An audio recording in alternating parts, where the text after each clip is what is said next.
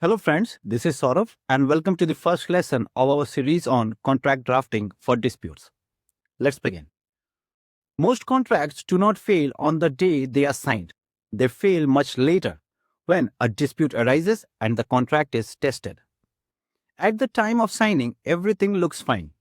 The agreement is detailed, the clauses are in place because in most cases a general template has been used by the parties. But when a dispute begins, the same contract which was looking perfectly fine at the time of signing starts to show crack. So, in this lesson, we will discuss why a contract fails in court and what that tells us about how drafting actually works. Template drafting is felt safe by many.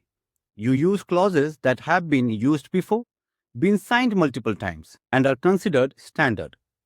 So, there is a presumption that if a clause exists in a template, it must be reliable. But the problem is, templates are created for generic situations.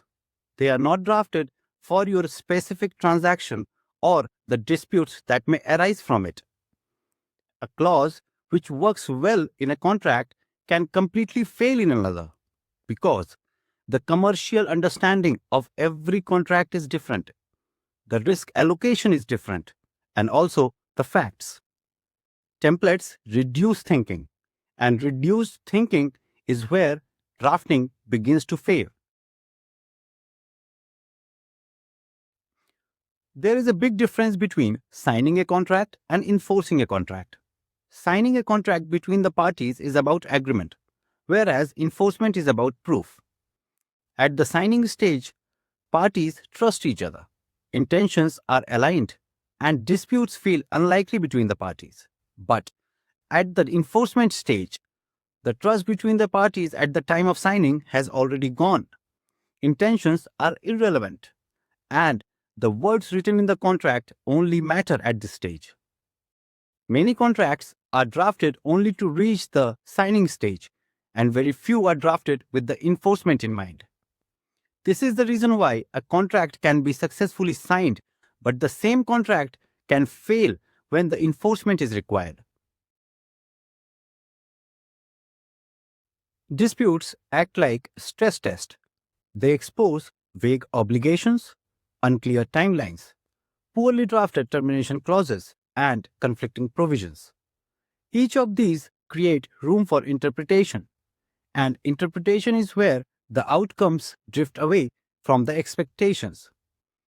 At the time of negotiations, these issues remain hidden because the parties are mostly cooperative, gaps are fulfilled by understandings, and assumptions go unquestioned. But when a dispute reaches court or arbitration, the assumptions do not operate in the same way. What matters then is not about the shared understanding between the parties at the time of signing the contract, but what matters is how the contract can be read on its own terms. This is where weak drafting becomes visible. So, when a contract fails in court, it is usually not because a clause was missing in the contract or the contract was not detailed. They fail because the drafting was done without thinking about the disputes that can arise. Use of templates reduced that thinking, and enforcement was treated as a distant problem. Contracts do not fail because of a clause was missing or the agreement was not detailed. They fail because key situations were never thought through before the clauses were written.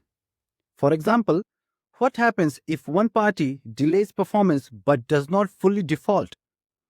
How obligations can change when circumstances shift mid contract? Or what exactly triggers termination in practice?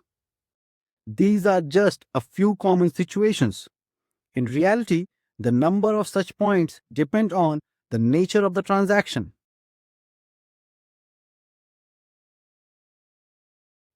This series is not about copying clauses or learning formats. This series focuses on understanding how a contract behaves when things go wrong, and by using that understanding to draft contracts more carefully and deliberately. Along the way, we will work with drafting checklists, structured way of thinking, and practical drafting decisions that directly affect how disputes play out. Every lesson in this series will show you how the way you draft a contract or a clause today can have real and practical consequences tomorrow if the contract is disputed. If contract fails because they were drafted only for signing and not for disputes, then a practical question naturally arises. How should we think before we begin drafting a contract? This is the question many people encounter, but only after a dispute has already begun. This is what we'll be discussing in the next lesson, where we will talk about thinking like a dispute before drafting. Thank you.